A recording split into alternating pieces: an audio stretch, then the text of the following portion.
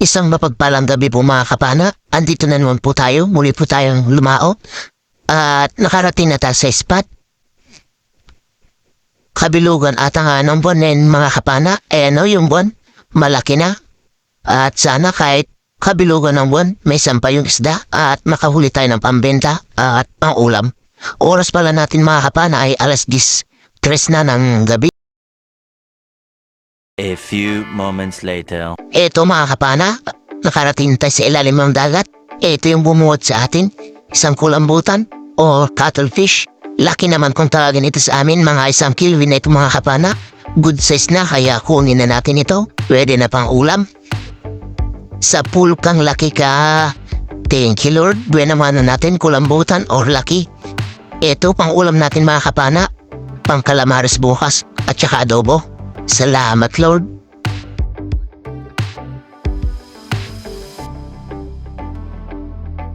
Ito naman mga kapana, yung sumunod na nagpakita, isang lapu-lapu na pula. Kung tawagin sa amin dito ay aswang at akulit. Sa pool kang lapu-lapu ka. Salamat Lord. Nakakuha tayo ng first class na pambenta. At napakasarap nito sa sweet and sour o kaya sa steam. Pwede rin naman ito kilawin mga kapana. Salamat Lord.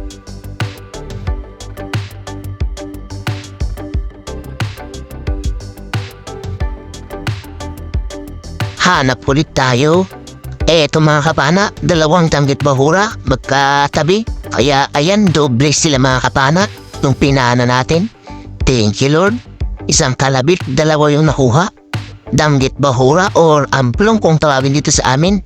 Ingat-ingat lang sa paghahawak yan mga kapana. Masarap daw pansigang yan pero napakasakit kung makatinik kaya ingat-ingat talaga sa paghawak. Eto pa mga kapana, danggit bahura na naman ang atin nakita. Dalawa ulit sila. Sa pool kang danggit ka. Kaso magkalayo sila mga kapana. Ayan naman yung isa oh. Siguro nagkatampuhan kaya ayan na magkalayo sila. Medyo malukot.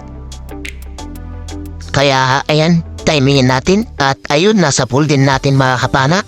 Salamat, nakuha natin silang dalawa. Danggit bahura or amplong kung tawagin sa amin. Maganda na rin ito mga kapana pagtiyagaan. Nasa 180 per kilo na rin ito, kaya 190. Hanap na naman tayo mga kapana. Ito isang rabbit fish ang atin nakita or honeycomb rabbit fish. Sa pool kang malaga ka. Malaga umabot kung tawagin naman dito sa amin ito mga kapana. Good size na ito. Salamat, first class ulit ito na pambebenta natin.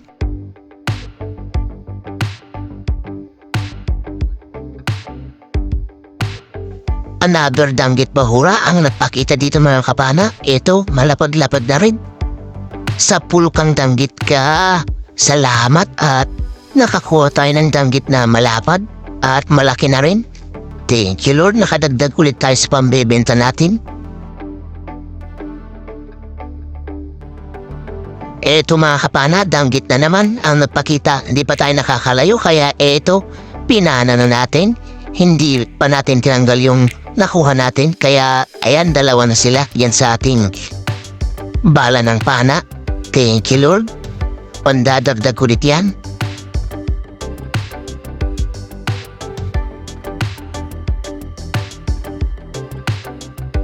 Hanap pa tayo, baka may mga danggit pa yan. Eto isang danggit niya mga kapana. Sa pool kang danggit ka. Talagang naglalabasan yung mga danggit mga kapana kapag meron ng buwan. At ayun, nakawala pa yung kinana natin mga kapana. Kaya eto, hinabol natin para mapana ulit. Ayun, buti na lang atin di siya gaano lumayo mga kapana. Kala ko tatakasan pa tayo. Eto mga kapana, kawan ng danggit. Ayun, nagkahiwa-hiwalay lang kaya eto, pinana natin yung isa. At kumaripas naman yung katabi kaya eto, na ulit tayo nagkasadyan para mapana itong isa na nagpaiwan. Yung iba kasi kumaripas na mga kapana. Ayun, sa pool mga kapana, yung isa pa. Kaya eto, nakadalawa na naman tayo. Ayos na ito pagtiyagaan mga kapana. Kahit madalang yung panain na ibang isda, lumalabas naman ito mga kapana kapag mayroon buwan, kaya okay na ito na pagtiyagaan. 180 to 190 na rin kasi yung kilo nito. Hanap ulit tayo. Ano kaya isda ulit ang magpapakita? Ito isang surahan or segundang klaseng surahan mga kapana. Kiyat abading kung tawagan naman dito sa amin. Sa pulkang bading ka. Salamat, nakuha tayo ng pang-iho mga kapana. Pero pambenta muna yung mga kapana. Madalang kasi yung panay ngayon dito sa spot na napuntahan natin. Mga damgit lang yung medyo marami kaso mailap naman. Kaya ito, pagtiyagaan na natin ang mga ganitong isda. Another damgit na naman ang nagpakita dito mga kapana. Dalawa ulit sila. Ito unahin natin. Sa pulkang damgit ka. Ayun naman yung isa mga kapana. Andyan sa babahan natin. Kaya ito nag-reload tayo para mapaana ulit. Sa pulka ulit. Dalawa na naman ang ating nakuha mga kapana na pandagdag sa pambenta. Damgit bahura or amplong.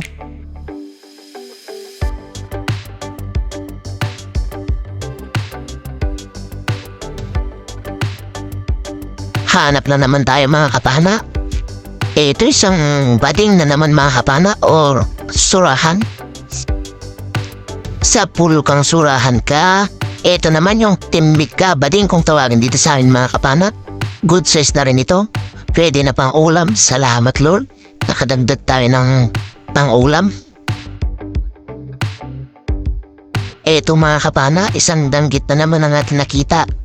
Dalawa pala sila mga kapana. Ayan, magkatabi. Kaya pagdikitin natin para madoble sa natin sila. Pero ito, hindi sila magkadikit mga kapana. Ayaw nila kaya ito unahin na natin yung sa ayon sa pool. Agad na kumaripas yung isa mga kapana. Buti na lang at hindi gaano lumayo. Ito siya mga kapana. Sa pool ka na naman. Dalawang danggit ulit ang ating napana mga kapana. Salamat Lord, nakadagdag ulit tayo ng pambenta.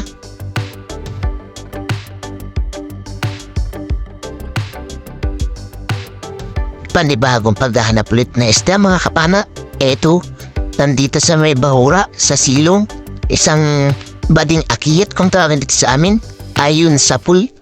Salamat, nakadagdag tayo sa pambebenta natin na sinudang klaseng surahan mga kapana. Malaki na rin yan mga kapana, good size na. Thank you Lord, pandadagdag ulit natin yan.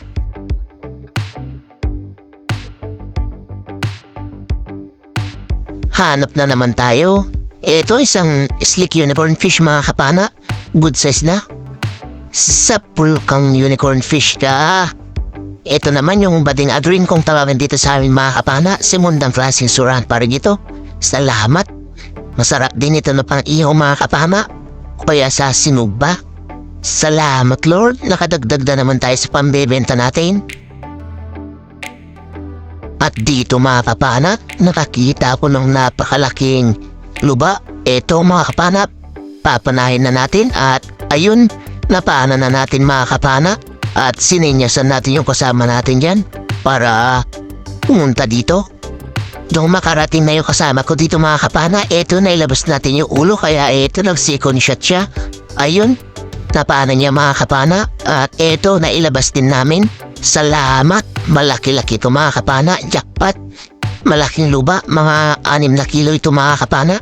Salamat Lord, kwartang linaw ito.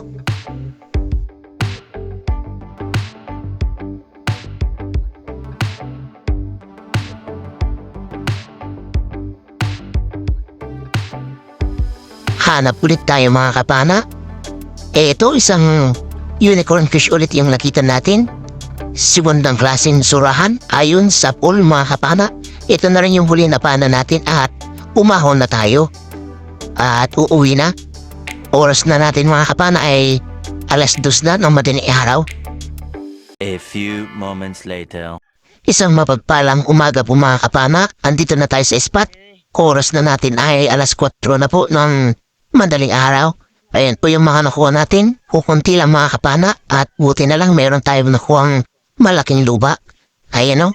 6.8 mga kapana yung kilo niya. Salamat. At ito yung ibang first class natin pa. Nakikilo. Lapu-lapu natin na ula. Ayan sakto 1 kilo. Ayan naman mga kapana yung iba pa na huli natin. Ayan mga kapana, ikikilo na yung sari natin. At yung huling salang sa sari-sari natin, 1 and 3/4.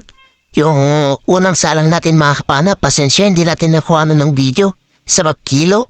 Yung unang salang ay 4.5 mga kapana. At ito naman yung mga sura na segunda klase natin mga kapana. Ayan, ikikilo na.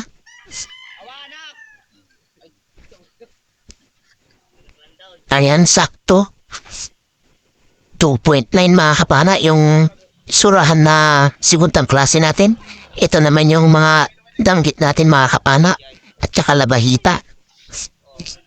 Ikikilo na rin ni nanay, siya kasi yung taga-angkat at pinapasa niya, naman niya sa ibang commercial.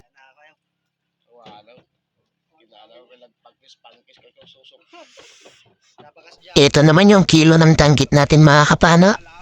Ayan, 2.6. Magandang klaseng biyaya na rin yan mga kapana.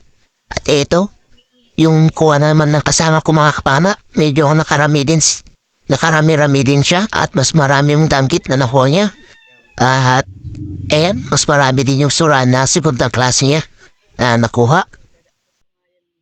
Isang mapagpalang umaga mga kapana. Ito na po pala yung mga nakuha natin kagabi. Yung first class natin mga kapana, 1 kilo lang yung lapu-lapu natin na pula at 2 rabbit fish. Yung luba naman natin mga kapana ay 6.8. Tapos yung danggit natin ay 2.6. Yung sari-sari natin mga kapana ay 6.25. At yung second class na surahan natin 2.9. Kaya 19.5 lahat yung naipakilo natin na pinabenta.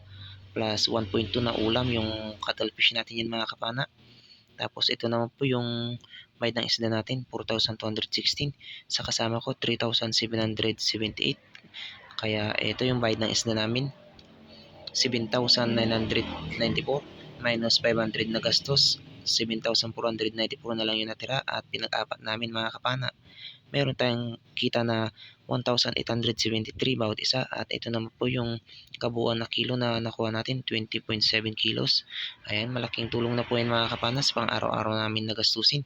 At sa susunod na video na lang po tayo mag-shoutout mga kapana. Meron po kasi tayong pupuntahan.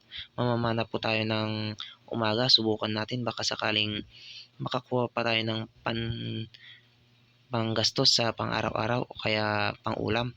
At ayun, sa mga bago lang dyan sa aking YouTube channel mga kapana, huwag po kalimutan mag-subscribe. Pakipindot na rin po yung notification bell mga kapana para updated kayo sa lahat ng magiging videos natin kagaya nito.